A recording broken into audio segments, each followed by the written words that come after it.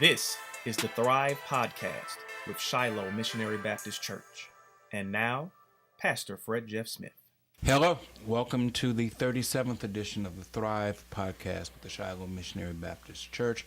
I'm Fred Jeff Smith, pastor of Shiloh, and I'm very happy that you chose to either view or listen to the Thrive Podcast.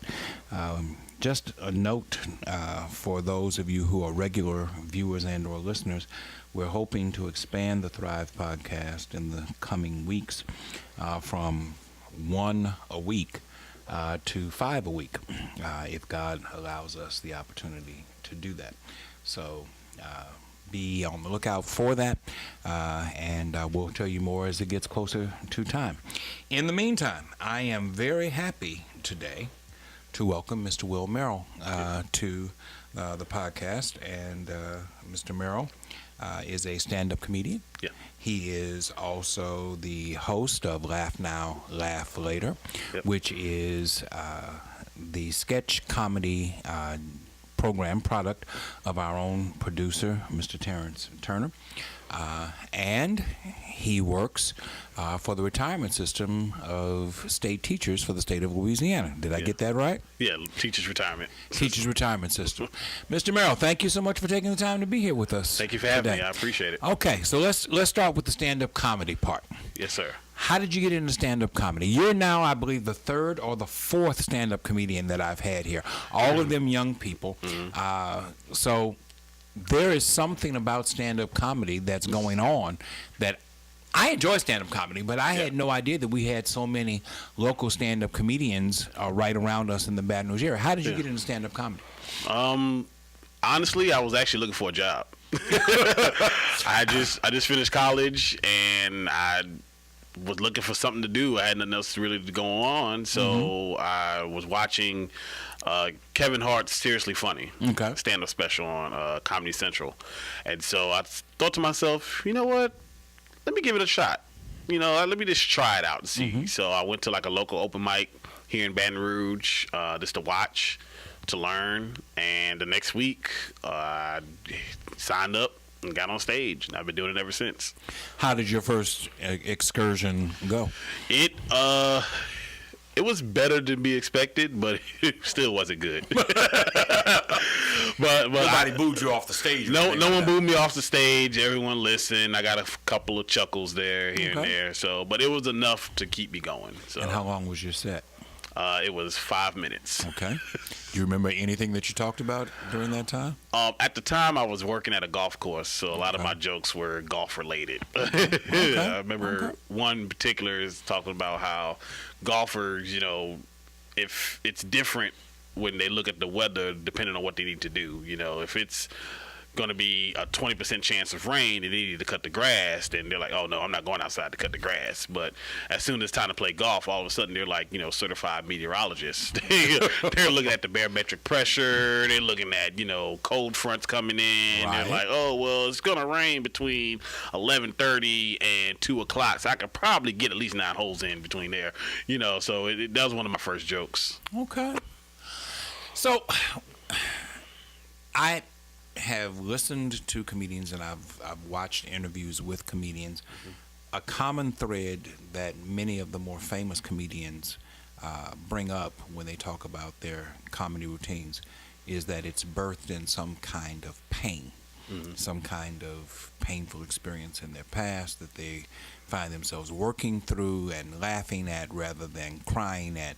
Would you agree that comedy, from your standpoint, is birthed in some kind of pain? Oh, definitely. I mean, I have one of my famous jokes is always talking about how broke I am, and it comes from the fact that we were on government assistance when I was growing up. My mother was on food stamps. We had Section 8, welfare, you name it, we had it. Like I remember, even as a young child, going to Cheneyville and near Zachary, getting the boxes of commodity foods, like the government cheese and the canned chicken and stuff like that, and just getting that and just making do. So, and like one of my more famous jokes I have is having bad credit at 37 weeks gestation because I always, my mom put stuff in my name when I was younger. And, is that right? And it's the truth, Okay.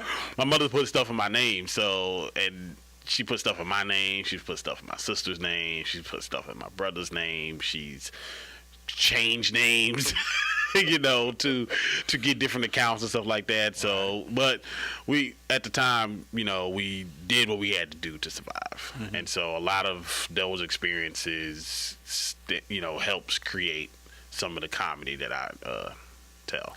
As you work through those types of experiences and develop routines around them, do you have the opportunity to share those experiences with significant others, your mom, your siblings? Are they concerned about you using that material in your stand-up routine? No, my family is actually supportive, which is actually a blessing, to be honest with you, because a lot of comedians that I know, they don't have that type of backing or support from their family. But my family, they're 100% backing behind me. They don't mind the fact that, I tell the jokes that I do tell, whether it paints them in a bad light or not. But I'm not being malicious or anything, of course, but it's just that some people want their privacy maintained. Right. What you telling those people we were poor for? That kind of thing. Right. And things like that. But my mom especially, she's 100% back me. She's always laughed. She'd even give me, ideas like, hey, you should tell them about the time we had tuna fish for Thanksgiving. You should tell them about that. It's like, well, I'll try to make that funny, but okay. So they're definitely very supportive, and they try to encourage me to keep moving, keep trying to, if it's more of a therapeutic thing for me to make jokes or use comedy to go through to experience, well, not experience, but to navigate through the pain of everything that has gone through in the past, then they encourage me to do so. That's good. So how old a man are you, if you don't mind my asking? I'm 34. You're 34, okay. Young guy.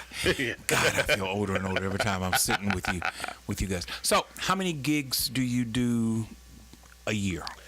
Comedy gigs. Comedy gigs a year. Wow, probably anywhere between 25 to 30. Okay. A year. So this isn't an every weekend type of thing, but it's not every weekend. But it's frequent. It's frequent. It's enough to be like 2 or 3 a month. Okay. Just about. Okay. And are they all local in Baton Rouge, or do you find yourself going to other areas? Some are local, some in Baton Rouge. I've done shows in New Orleans. I've done shows in Lafayette, Shreveport. I recently just came back from Jackson, Mississippi. I've been to Houston, Dallas, been to Mobile. Are you your own agent? Or? I am. I am my own agent. I am my own manager. Okay. Anyone that wants to book me or wants to contact me to perform, it's my telephone number. It's my email address that I check frequently. My Facebook, Instagram, Twitter, what have you, is all managed by me. So anyone contacts me directly. Okay.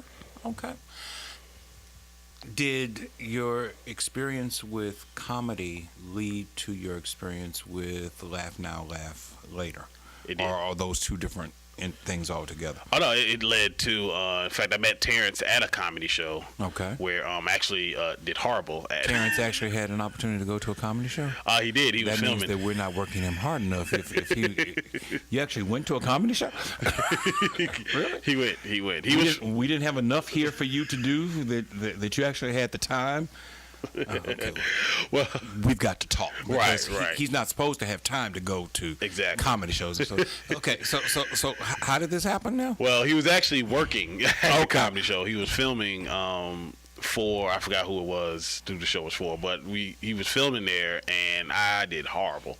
Like, I might have been 2 months into the game, and I still was new, but I was on this high, like, oh, I could do this, I'm really doing this, I'm like, yeah, I'm booking gigs and all this other stuff. So I go up there and I get booed off the stage, and it was bad. But Terrence was actually there. He encouraged me. He's like, man, just keep going, keep doing it. You got this. It happens. Yeah.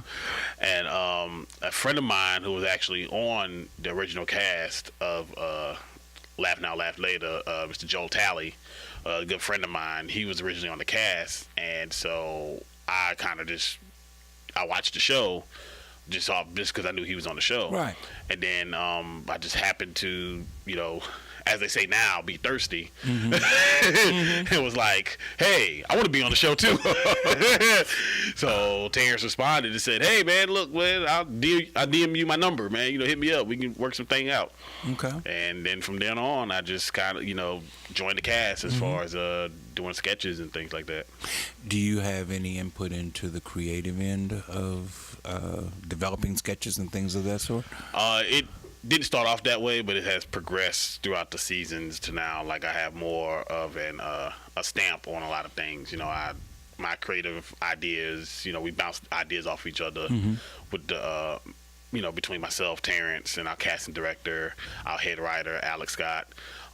We all collaborate together on different ideas. So tell me what a meeting is like. Describe for me a meeting where you guys are sitting around a table discussing a sketch. I'm just curious. I've never been in such an environment. I'd be interested in how that goes. Well, basically, the other day we had we hashed out some ideas where we were like, man, we need to come up with something that's quick, or maybe come up with like a different character or something like that, a different look for the show. And we came up with an idea. We were just kind of bouncing ideas off of each other, doing like what comedians like to call riffing, which is basically coming up with jokes, coming up with funny things, funny scenarios, just off the whim, and that's what we did. And that's a lot of what our meetings are about. Is a lot of times we're just bouncing ideas off each other. We're like, hey, what if we put this person in this situation, but instead their roles are reversed. We have this guy who's a salesman who's actually gonna try to sell his own car back to his job, or something silly like that. And we continue on with different ideas, and eventually we'll come up with something to where we can actually put something solid on paper. Okay, so let's take the idea that you just came up with. Okay. And I'm sitting in the meeting, and I say, that's a dumb idea. That'll never work. Yeah. We're not going to waste time with that. How do you respond? Is this an ego-filled room or an ego-less room? Oh, it's ego-less. We would definitely, like, there's been times where I've thought of ideas and they're just like, nah. That'll never work. Okay. And there's other times where I've like, nah, that's we shouldn't do that. Show you my age.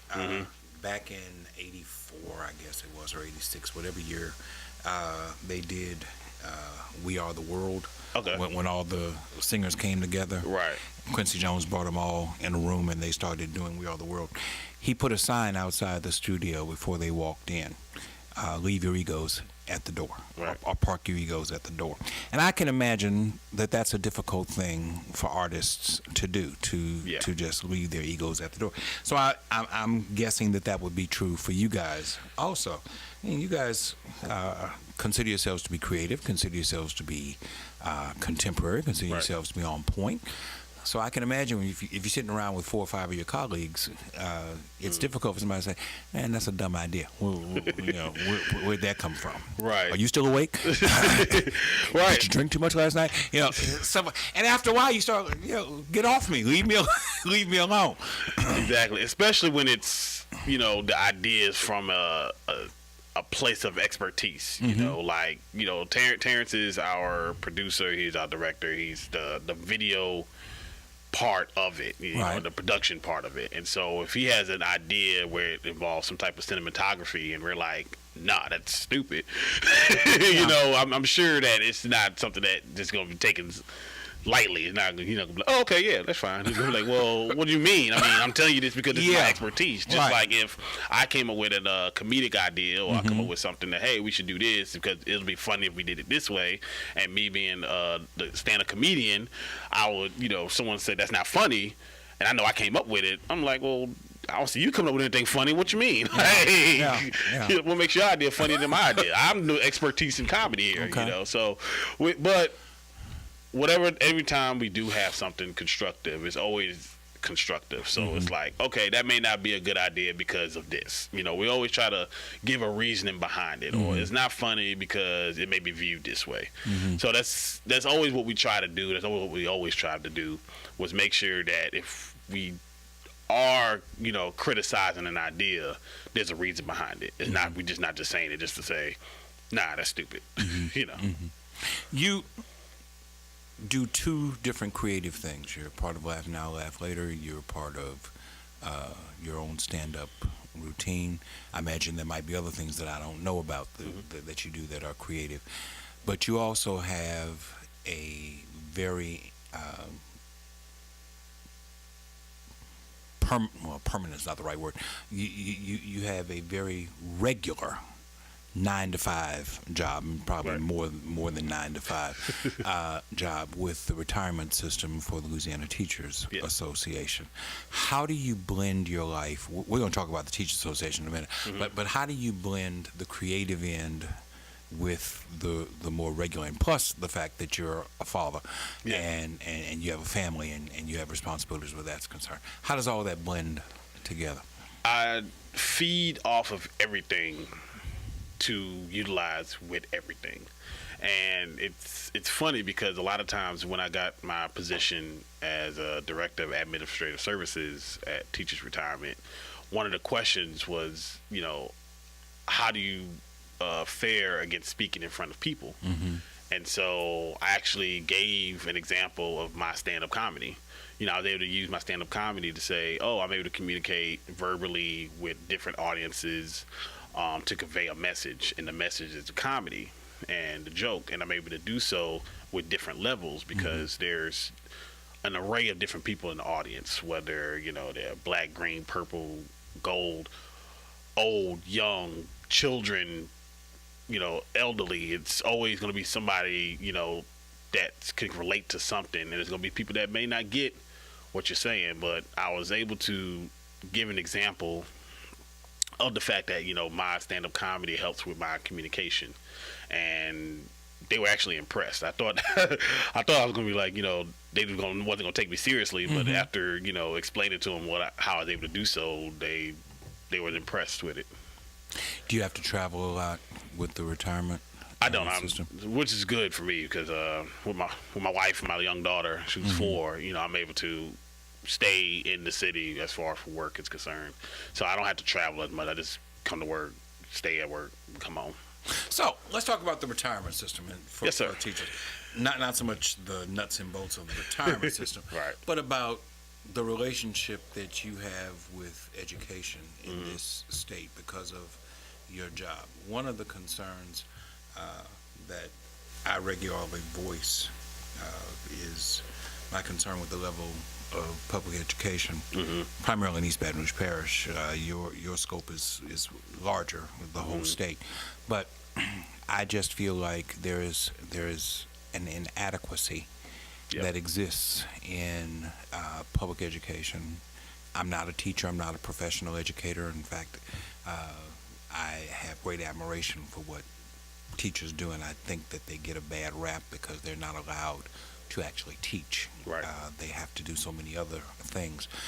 That being said, when you're in a parish where the majority of your schools rank D or F, where we just had a candidates forum here for school board a couple weeks back, and it was mentioned that on opening day of school, there were 70 positions that were being filled by substitute teachers for core classes, basic classes.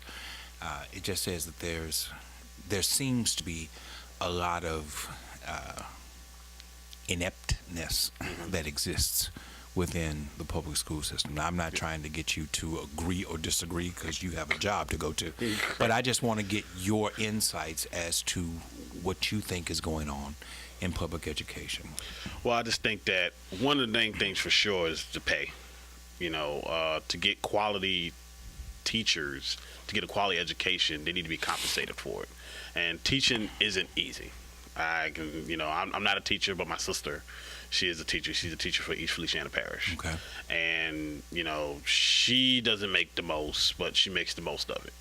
And in fact, teachers really, really do need the backing of their school board. And on top of that, they need to have not the training, but how can I put it? They need the backing, they need the training, they need the resources.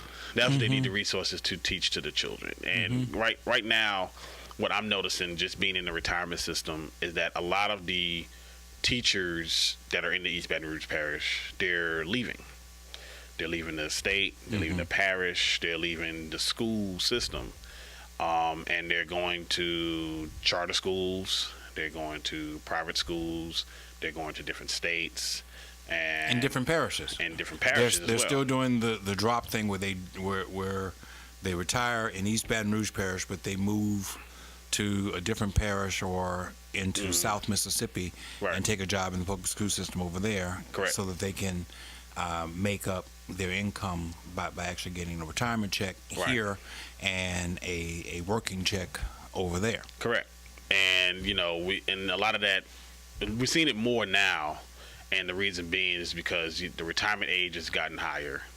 And so, like people now, all that experience that they had in the past, the people that, were the great teachers, been teaching for 25, 30 years, they're all leaving. And the younger teachers that's coming up, they're not, appealed to making 35, 40 grand a year when they have 50, 60,000 in student loans to pay for. Right. And they're going into they're failing schools, and they're not getting the resources, they're not getting the backing, they're not getting the support that they need to help these children. So what they're doing is, instead of, fighting for that, they're giving up. And they're just like, well, I'm just going to go to, a private school, or I'm going to go to one of these charter schools where I can make double the money. And as long as I make double the money, as long as the students get an A, we're going to get the funding. Or I'm going to move. I'm just going to move altogether. I know Texas has great schools there. The Houston ISD, I think whatever it's called, or the Dallas ISD and stuff like that. Those school districts out there, I can move out there, make twice as much in a booming economy, and don't have to work as hard. Yeah. So I just think that as far as the education, especially in East Baton Rouge Parish, we're definitely lacking the resources, and we definitely are lacking the support that these teachers need. That's why when these positions come up, especially during voting, right now where it's critical during election season, that we need to vote people who are going to back the education and put the children first. By putting the children first, meaning putting the teachers and giving the teachers what they need to teach our children. I'm glad you said that, because this is going to drop on November the 5th, which is the day before Election Day, which gives me the opportunity to say, if you did not participate in early voting, we certainly hope that you take advantage of the opportunity tomorrow to vote. Go vote. Not just for school board members, but for constable, for city judge, for secretary of state, and for the propositions that are on the ballot as well. I believe that there are 6 propositions on the ballot. I early voted. There's no reason why you should not take advantage of the right, the privilege, the responsibility of voting. So thank you for saying that. Let me refer back to that candidates forum that we had here a couple of weeks ago. One of the things that and I'm always learning things, and I'm thankful that I'm still at an age where I can learn things. Oh, yeah. Of course, it also makes me feel like, why didn't you know that already? But one of the things that I found surprising, because the bulk of our time in the candidates forum was spent with school board members, candidates for school board. I didn't realize how impotent the school board actually is when it comes to day-to-day operation of the school system. Incumbents who were sitting on the panel were saying that the school board basically has two jobs. That is to oversee the budget and hire a school superintendent, and that everything else is left into the hands of the school superintendent. Well, if that's the case, then why are we spending a whole lot of time talking about school board members? It seems that the Board of Elementary and Secondary Education, Bessie, has far more influence and far more power when it comes to curriculum and things of that sort than do school board members. Am I wrong on that, or did I miss something, or what? Honestly, it sounds about right. It does, because the superintendent is chosen or hired by the school board members, right? And then basically the superintendent oversees the school board, or oversees the school the parish system rather, and the school board pretty much oversees the superintendent. And as long as nothing's breaking or nothing's going to haywire, they're fine. They're like, okay, how much we're spending? All right, superintendent's still here. All right, cool. Well, we're good. So it's like they don't have the connection to the things that's going on within the school board or within the parish itself. So they just kind of just there as overseers. That's frustrating. It is. Or for me to have heard that the other night, it was frustrating to me. I thought that school board members had a little bit more influence in what goes on within the schools that exist within their districts. And I understand that we have lost superintendents in the past because of micromanagement coming from the school board. People were essentially saying, well, if you hire me to do a job, then let me do the job that I was hired to do, and don't try to tell me how to do it. I understand the frustration of that. I've been in situations where I was given an assignment but then not allowed to fulfill the assignment that I was given, and so I know that there's frustration on that end. But when you have the level of failure that exists within our public schools, the number of public schools that are being turned over to charter programs or to the state, and the number of children that are leaving the public school system in favor of parochial or private schools, which do not have to live up to the same rigors of a public school with regard to teacher certification, with regard to curriculum, with regard to testing, things of that sort. I just see it as a system that is caught up in chaos, and I'm wondering how you can unravel the chaos that exists there. It has to start from the top. You have to get school board members in there who are willing to connect to the parish that they oversee. They need to be able to look at, demand more than just what's the budget looking like for this fiscal year. They need some accountability for principals. They need more accountability for the testing scores. They need accountability for the performance of the schools, and not just rely on what the budget or what the books say. Like, as long as, all right, we're in the black, we're fine. We're in the red, okay, let's cut some stuff, instead of actually looking to see what is actually needed. Right. And that's the disconnect there is what causes that, ineptness, so to speak, to where the fact that they rely on the superintendent to do everything and just worried about the administrative budget instead of actually thinking about, okay, well, what can we do to make sure that we don't have any more of these DNF schools? Let's get these schools up to par. Let's not have it to where we have a bunch of people staying and trying to move into one area because of this school is an A school and not into this other area because it's a D school. And let's not have it to where we have a a bunch of people trying to break away from the parish all over, failing schools. St. George, correct. Where it started off as them wanting their own school district, now they want their own incorporation city. Which tells you how far certain people are willing to go in order to get their own school district, because that's what this is really all about. Exactly. This is not about a city. It's not. But they're saying if that's the only way that we can get our independent school district, then we'll go form a city in order to do it. Man, you got to really want it bad that you're willing to do that. And you're lying to the public week in and week out over the last now 5 years, because they took 2 years for the first petition thing and fell short. And then they reconfigured everything so that they can get it done this time. And I really believe that they're going to get it done this time, because I don't see the same level of resistance this time around that you saw last time around. So I fear that it's going to happen. But to lie to your own people and to lie to the parish and to lie to the state so that we can become a city just so we can have our own school system, man, you got to really want a school system bad to want to do all of that. And that should say something, that there's a part of the parish that is willing to not be a part of the city, just to be able to control how they navigate through their own school system.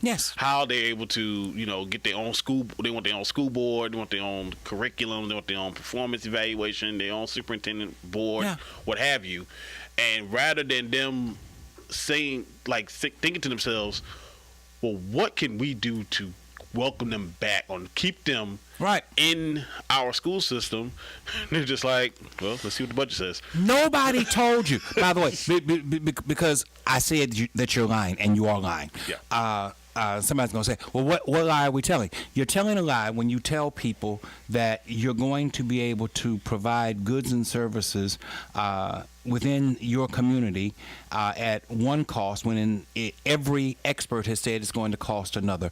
You're telling a lie to people when you say that your policing can be done by the sheriff's office and you don't have to hire your own police force, when that's against the law. You're telling a lie when you tell people that a volunteer fire service can be a full-time fire service without any raising of taxes. That's a lie.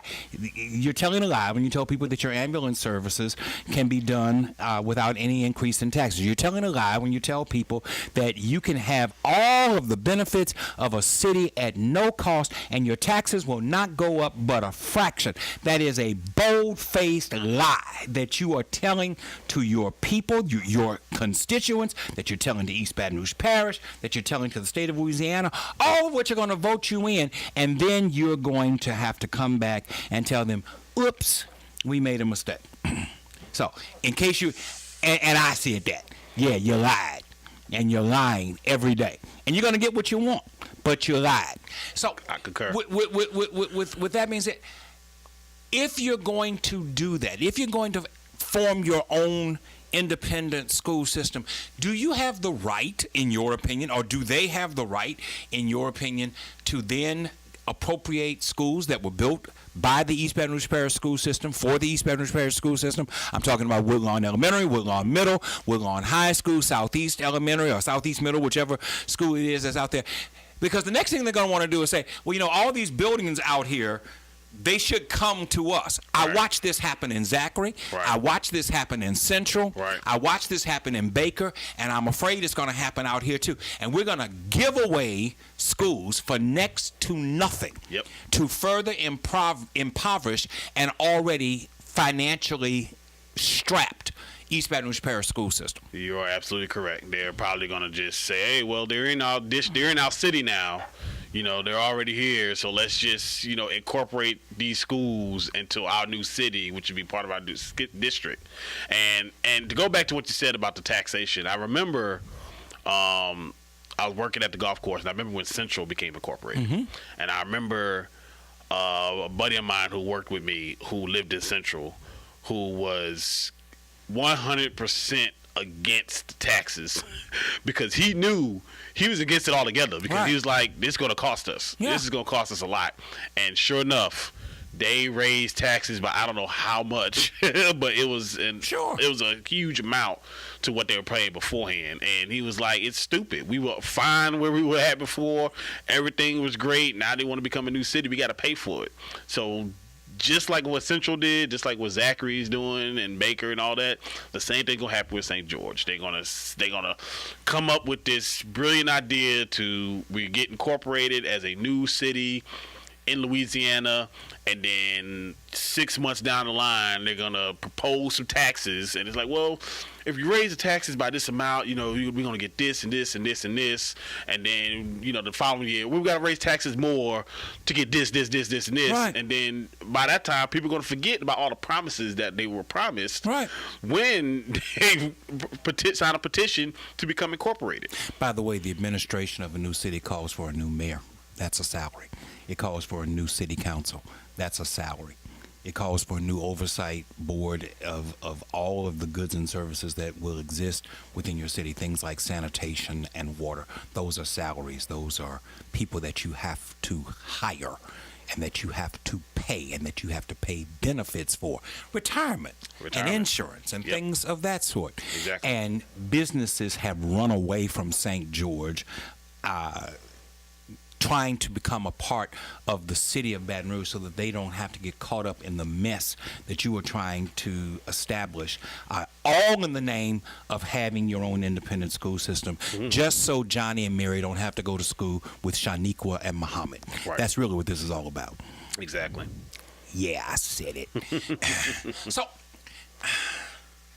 when you are faced with this kind of reality, this kind of frustration, this kind of racial division that exists within our city, within our state, within our school system, how do you, as a 34-year-old black man, respond to that? A 34-year-old black man who's a father of a 4-year-old child and want to raise that child in a clean, wholesome, wonderful environment. How do you respond to that?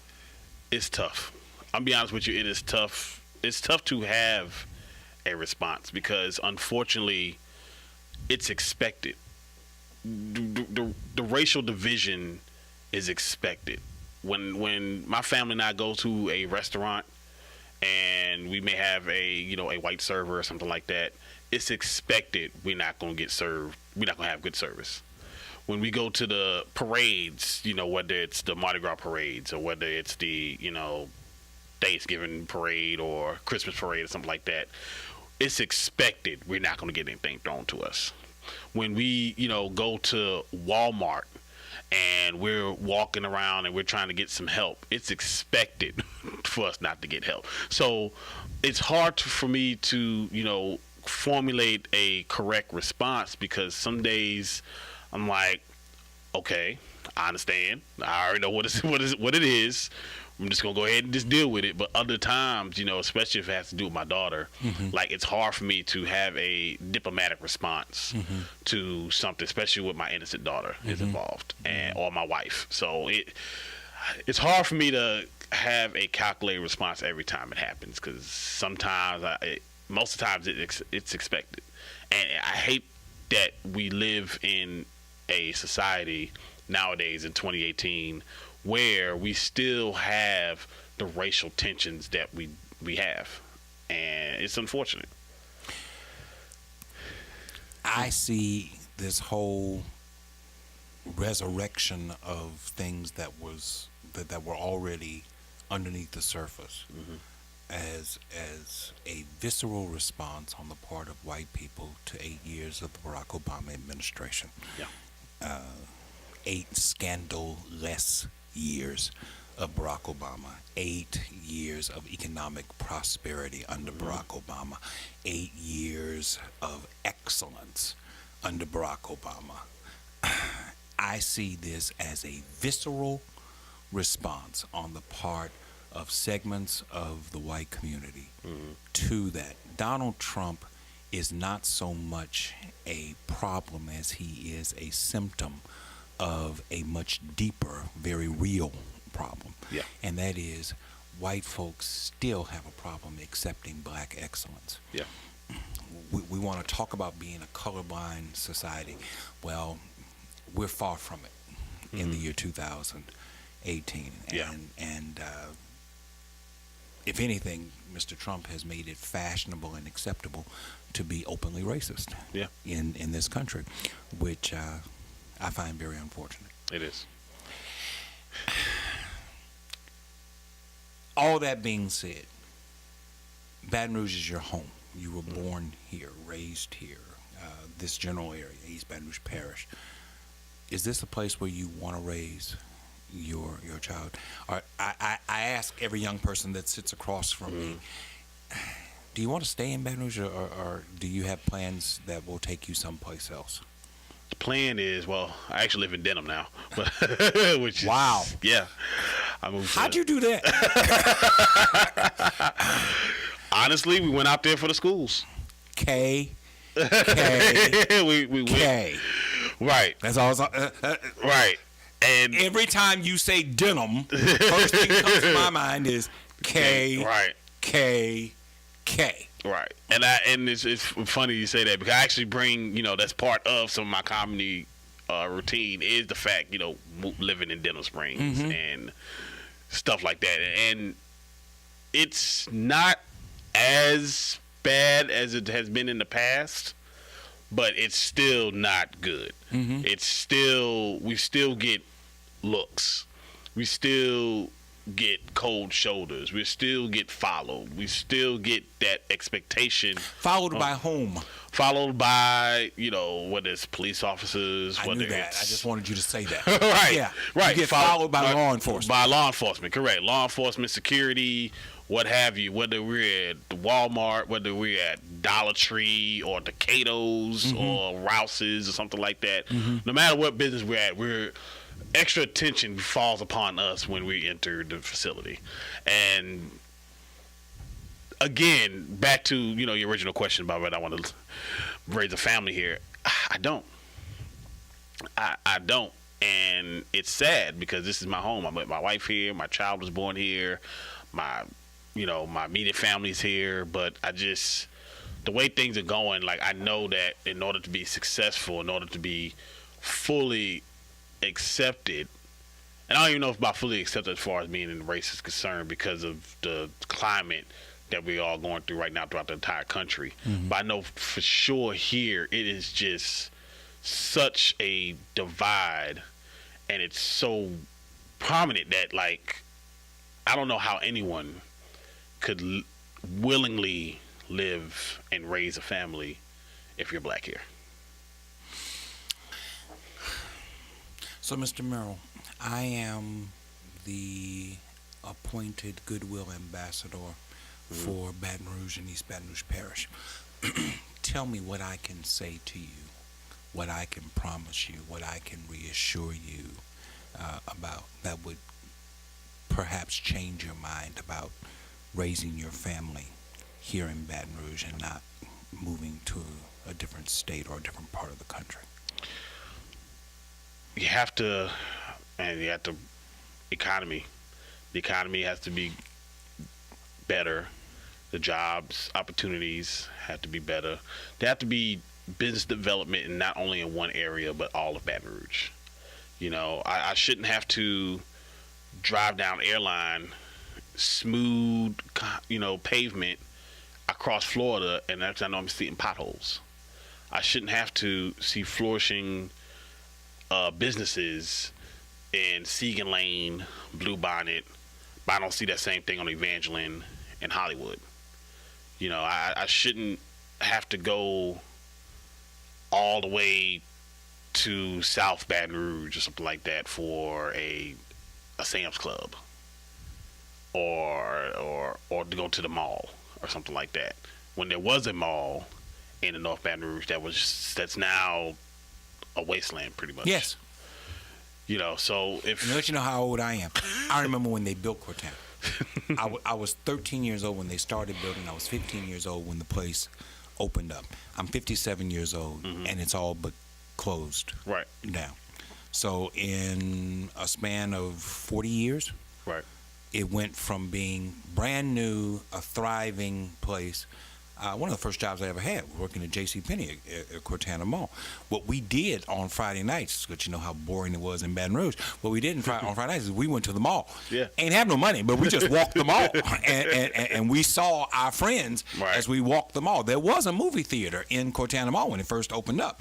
I saw Back to the Future at Cortana Mall. So to see a place go from a wilderness, that was State Fairground when they built it. Wow. And they moved the State Fair closer to Gonzales, down Airline Highway. But that was the State Fairground. Wow. And they moved it so that they could build the mall, and now the mall is all but closed down. Right. It's just incredible. It is. And what's crazy is that you can look at developed places, you know, nice tree lines, development, DSLD, D.R. Horton developing different subdivisions, different businesses are coming in, you know, different things are being developed in one area. In another area that's not even 5 miles down the road is like a wasteland. Mm-hmm. It's like there's nothing. It's like it's almost like as if you can see the poverty, you can see the deterioration. Like if you sat there and just looked, you can see the deterioration as it goes, and it's like it's disheartening to see that in Baton Rouge you have two areas that are on the opposite side of the spectrum. Yes. And they're not too far from each other. Yes. You know, just like if you was go down to like Highland Road, and you go Highland Road, Northgate to LSU, and it's just impoverished people. They're thriving. They're, you know, but you have a major college right here, and outside of it is what they like to refer to as the hood. Yes. And then the bottom is what they call it. Right. Yeah. The bottom. The South. Yeah. And you travel 3 miles and you see mansions. Yes. you know, you see mansions. You see manicured grass and lawns and businesses. And over here, it's a blue store. It's the Wiener Schnitzel. It's Burger crazy. King. Right, Burger King. You know, there's a Dollar General there, and it's so crazy because it's like people from out of the state, they'll come in and then they're just like, wait, where were we just at LSU? Where we at now? You know? Yeah. And it's not the picture that they're going to show on ESPN tomorrow when LSU plays Alabama. No, of course not. They're going to show a different picture all together. Let's flip the script on that. Okay.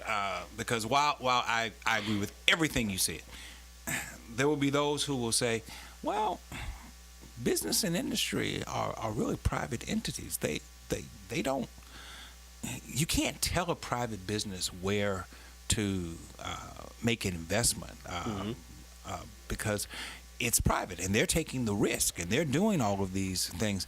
So if a private business chooses not to build in a certain area of town because it does not fit their business model, then who has a right to tell them that they have to do that? What is it that we as African Americans can and should be doing in order to flip the whole idea that we're not a good investment? Because that's what's essentially being said. We're not a good investment. Right. And we have to support our own. We have to support our own because the reason why the businesses are deteriorating in these areas is because we're traveling down over here to the good stores. You know, instead of patronizing the stores that are here that are in our area. And I'll be the first to admit I am guilty of that myself. I am definitely guilty of being like, well, instead of going to this Foot Locker in Cortana, I think I'm gonna go to the one in the Mall, Louisiana. You know, I'll take that ride over there. And why do you do that? And the reason why I did that, because the shoes are going to be in stock at Mall of Louisiana. Right. And they're not going to be in stock at at Cortana. At Cortana. And you've had that experience. I have. And so you want the shoes not next week. We can order them and they'll be in next week. Right. Or I can go down the street 5 minutes and I can get them right now, which was the whole plan in the first place. Right. There is a reason why. There is. But I think it is, but what we can do as far as like black people, as African Americans in this city, is to support our own. And if that means having to wait a week to keep the dollars at that Foot Locker, that's a sacrifice that we would have to make. But I don't know if we're willing, because at that time, I'm going to be honest with you, I wasn't willing to make that sacrifice. I was young. I wasn't willing to make that sacrifice. I'd rather sacrifice the $2.48 a gallon gas for me to drive to Blue Bond and sit in that traffic and go to that Foot Locker and get those shoes, rather than being like, you know what, I'm going to wait. Or order them, send them to my house, I'll, patronize this Foot Locker. Or what do you have in my size? Or what other shoe alternatives I do have? You know? At the time, now knowing what I know now, definitely I would, to keep these stores open, to keep generating these businesses so that way it can appeal to other businesses coming in thriving. Because right now, South Baton Rouge, that's where everything's going. But you are a part of two worlds, and I'm not just talking about the entertainment world versus the education world. You work for someone. Yeah. At the state retirement system, state education retirement system, but you're your own boss when it comes to your comedy act, and when it comes to working with Laugh Now, Laugh Later. Right. So you are an entrepreneur of a sort on this one end. So how do you balance this entrepreneur's spirit that you have on this one end with what you see on the other end? And as an entrepreneur, what is it that you say to me, the public, about, hey, here I am. Come patronize me. Come patronize my business. Come see me. Come deal with me. How do we develop and cultivate a greater sense of entrepreneurship within our African American community? Because that's where the change is going to come. It's not going to happen in my lifetime. I'm old, but it is. If it's going to happen, it's going to take a return to entrepreneurship within the African American community. Right.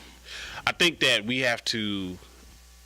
What I always say, and I always say to myself, and the reason why I have this entrepreneurship type of mentality is, in order for people to take myself seriously, I need to take myself seriously. And so if you're an entrepreneur out there right now, if you're thinking about starting your own business, you need to take it seriously.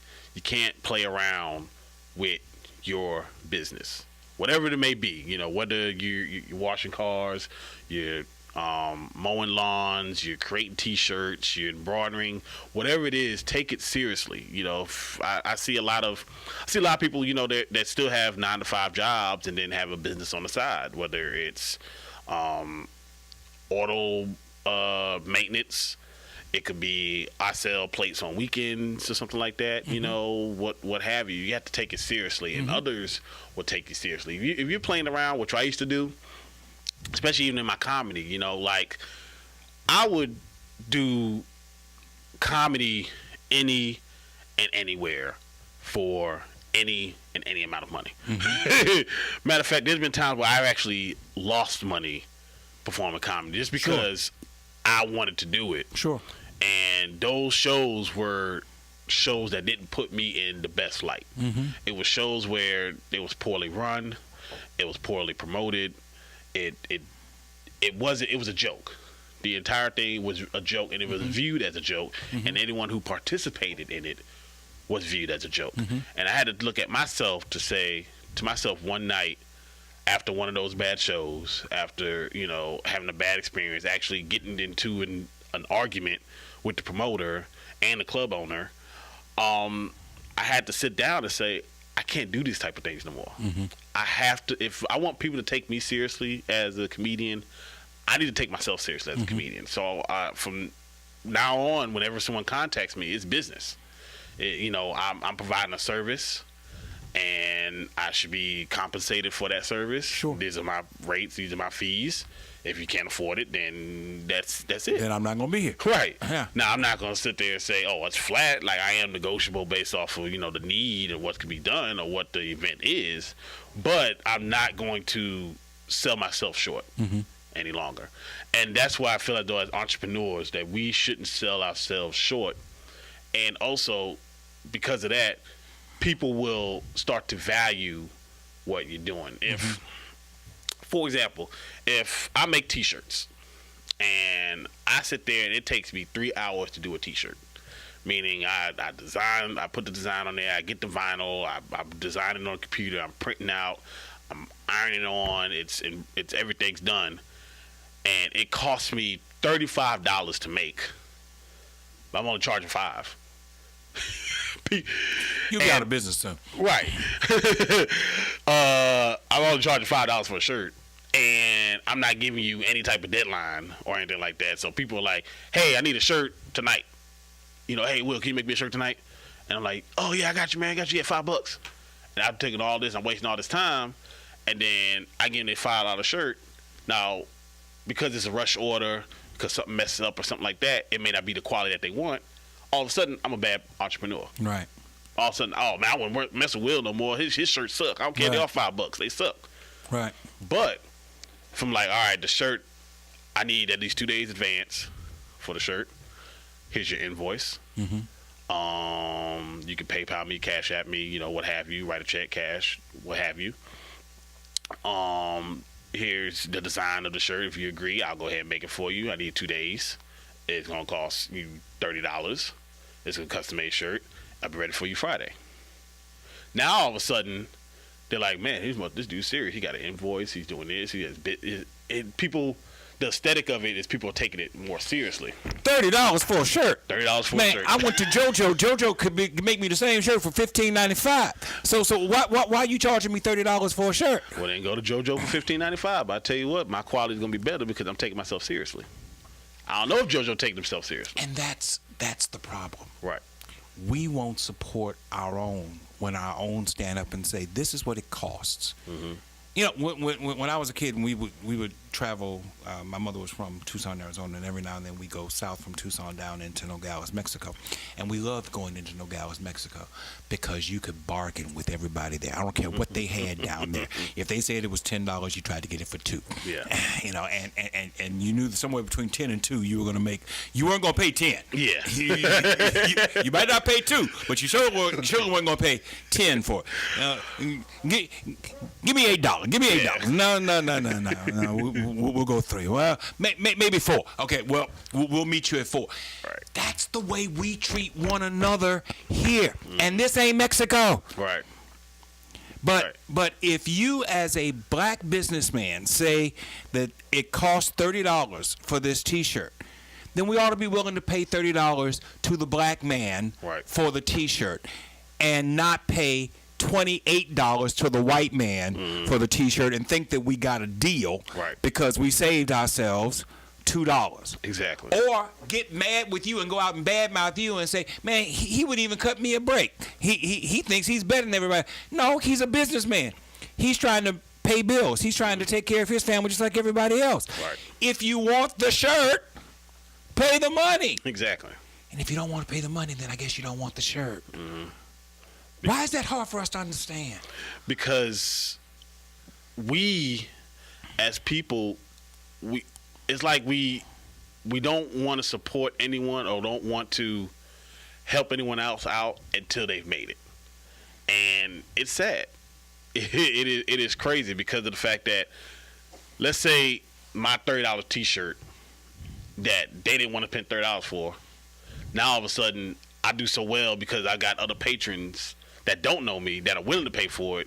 All of a sudden it gets picked up by a major distributor, like Macy's or something like that, Macy's or JCPenney or something like that, and now the shirt's $50. And now that same person's gonna go over here and say, oh man, I remember we used to make them shirts for $30, man. Hey bro, hook me up, man. I get one of them shirts, bro. I get one of them shirts. Like, nah, you could have paid for it when it was $30. Yeah. You could have got it. You got it custom made for me. Now it's being mass produced. So and that's the key phrase. Hook me up. Hook me up. That's the phrase that's why we go to barbershops and buy DVDs that somebody went into the theater and made themselves, because we constantly looking for a hookup. Right. And won't pay the regular price for the product. And if you in there selling cut rate DVDs at the barbershop, yeah, I'm talking about you. Mm-hmm. You ought to stop doing that. Right. So how do we get past this hookup mentality? Man, we have to treat our businesses like they're businesses. If they're taking themselves seriously, take them seriously. If you get hit with an invoice, or they're like, it's going to be this amount to get this t-shirt, it's going to be this amount to do this mow your lawn or something like that, pay the price. Just pay it. Not only are you showing support, you are getting that person that much closer to being their own business person. And you can be the foundation that helps them. What if he's down to no more money left? Mm-hmm. This person comes to me like, hey, man, okay, I need my grass cut. No, it's going to be $35. All right, fine, $35. He cuts your grass. Next thing you know, that boosts him to go out and he's $35 short to get his LLC. Right. So now he's a legit business. Now he can get a business loan. He can get better quality equipment. He can hire people. Now this person a legit business person, all because you decided, to pay him what he asked for. Right. And you never know what a person who's an entrepreneur, what that next sale or that next service could do for them. It could be the fact that look, after this, I'm done.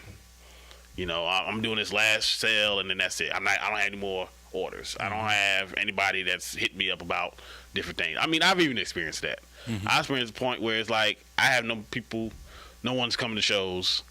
No one's, booking me for shows. Look, I have one show here and then that's it. I'm done. I'm not doing anything anymore. But lo and behold, my last show, 5-6 friends decided to show up, and I have a good show, and I keep going. Yeah. But you never know where you may be at, or where that person may be at, and if all they need is a little support, and if we was to support each other, we can build together. Mm-hmm. And I think we need to have that mentality, all of us, as a society, as African Americans, in not only in this city but across the country. We need to have that type of mentality to support our own, no matter what. We're on the Thrive podcast with the Shiloh Missionary Baptist Church. I haven't asked you anything about church or religion. Can't close without asking you about church and religion. Yes, sir. Do you go to church? Yes, sir. Where do you go to church? I actually attend here. I like hearing that. Yes, I attend here. I attend Shiloh. Was it a choice for you to decide that you were going to be a part of an African American church experience? It was a choice, obviously. Was it a difficult choice, I guess is what I'm trying to ask. It was a difficult choice, but it was a choice that I didn't take lightly. I've been to different churches. I used to go to the old Baptist churches, like when my grandmother used to go to. I've been to the mega churches, Mm-hmm. I've been to the interdenominational churches. Mm-hmm. I've even been to a Catholic church. Really? I've attended a Catholic church. I've even attended one of the Church of Jesus Christ of Latter-day Saints. I've attended a Mormon church. I went to a Mormon church. Okay. They showed up at the house. For a long time, you were considered to be the seed of Cain. Mm-hmm. In the Mormon church. Yeah, I was in there. I went to one service. They tried to get me to come back, and I was like, let me call you back. But for those who don't know, the Mormon church used to teach for years and years and years, for decades, that African American people, black people, were the seed of Cain, which made us the seed of the first murderer, recorded in Scripture. And they used that as a reason to keep African Americans from being a part of their clergy. Now that changed, I want to say 15, maybe 20 years ago. It could have been longer than that. But for decades, that was a part of their practice.